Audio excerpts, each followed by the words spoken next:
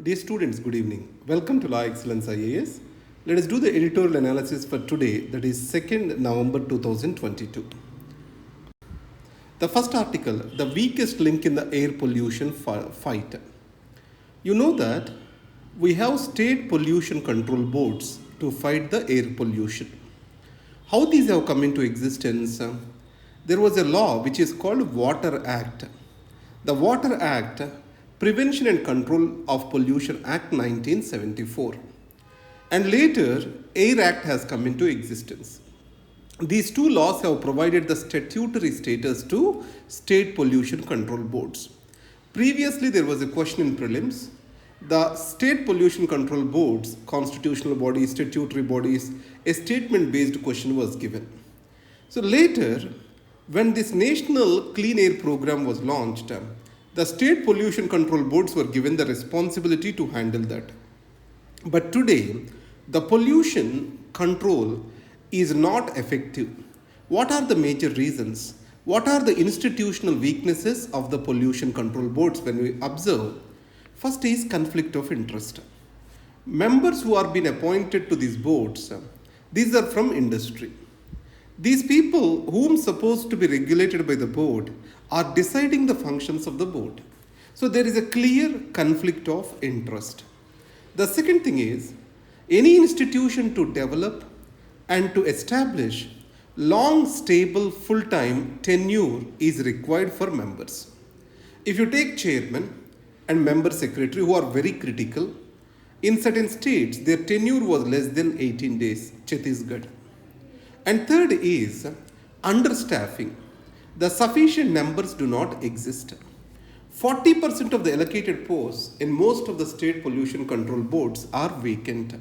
So the capabilities are the major problem to have clean air in India. The next article, the truth about the Indian story, the India story. This is an article by Kaushik Basu. When you read this article, it may appear a bit complicated to you because this article is written as a speaking document. So I am giving you 3 points out of it. What are the present problems of Indian economy? The unemployment is very high.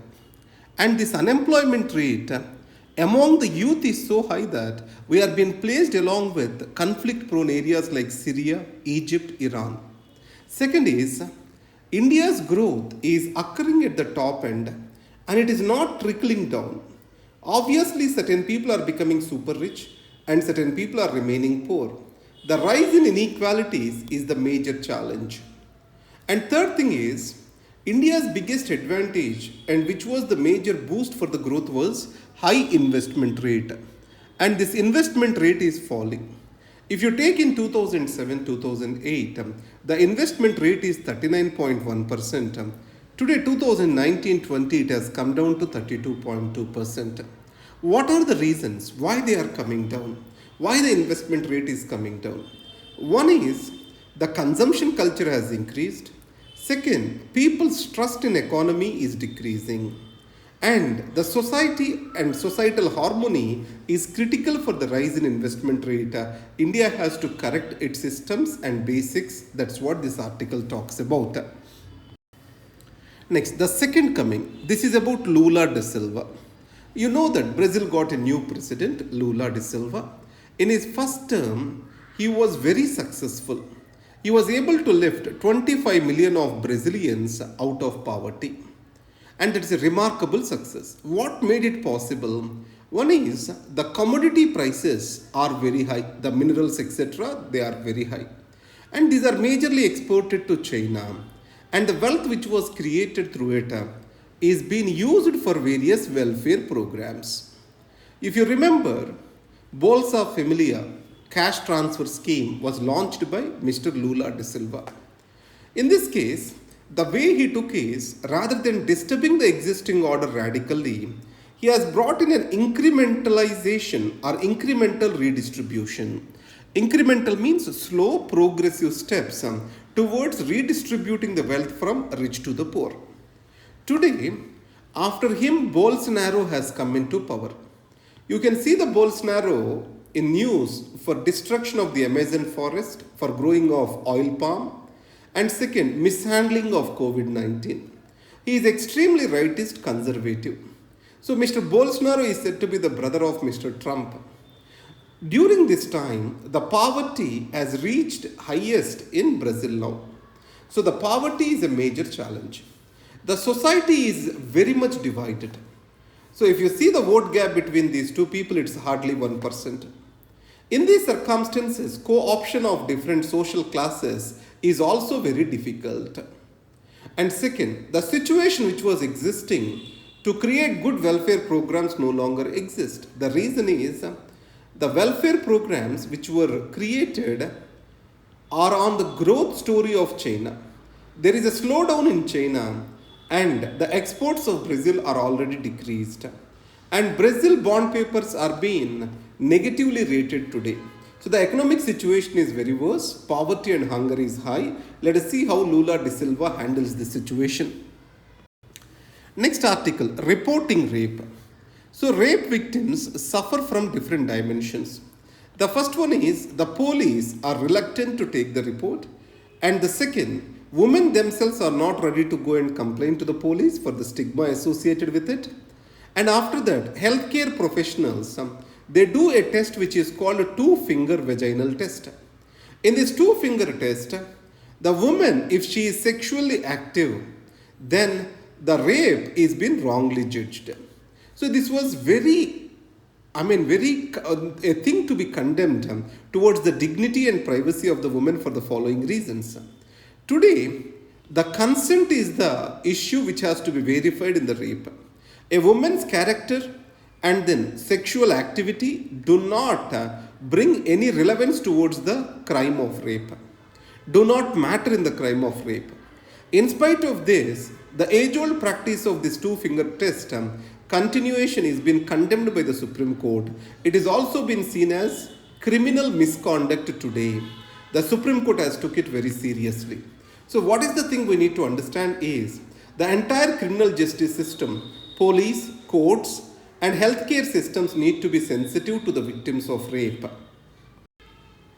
Next, the C-295 and India's aircraft industry. Remember here, India wants to become a hub for military industrial complex. If you remember, India is the second largest importer of the arms after Saudi Arabia. In this scenario, India has to import many of the arms and it is creating the jobs outside India. So there is a long-term plan towards creation of conducive environment for military industrial complex. Today, foreign direct investments are allowed into defense. And the second thing is, we not just produce for our own use, we also intend to make India as an export destination, or we want to export the defense products now. Already BrahMos missiles, these are being exported. In this scenario, C-295, this is an transport aircraft of 5 to 10 ton category. So this has been inaugurated, the manufacturing facility is inaugurated by the Prime Minister of India at Vadodara, Gujarat. Along with that, C-295 transport aircraft, C-130J Super Hercules transport aircraft, and then Chinook helicopters and Boeing airframes, all these things are also being manufactured in India. And then maintenance, repair and overhaul facility is also becoming strong in India. So this is an indication of the technological progress of India.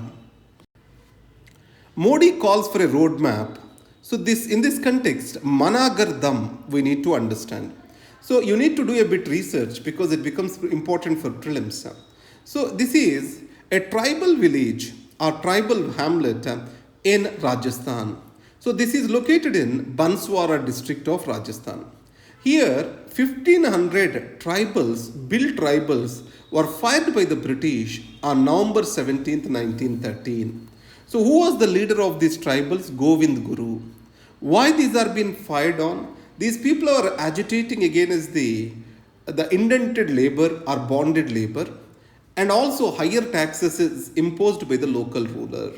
So the British, they gave the support to that particular local ruler and killed 1500 built tribals. So this is one of the indications for the atrocities of the British. The Jallianwala Bagh massacre has become very famous. There are many atrocities committed by British which are not been particularly famous. Next, invasive tree spreading in Mudumalai Tiger Reserve. So, Mudumalai Tiger Reserve is located in Tamil Nadu. Here, Senna spectabilis, Lanthan camera. So, these are the foreign tree plantations which are been brought for decoration. Most of these decorative plants, especially Senna, you can see on either side of the road in urban areas. Now, these are spreading rapidly and causing damage to the local species. And in this context, local species and biodiversity need to be protected and government need to take action onto that. And next is, during the farmers' agitation, what is the role played by the women? How significant is that? Is been mentioned in this article. So women have changed their traditional roles. Let us see the women, connect the women and agriculture.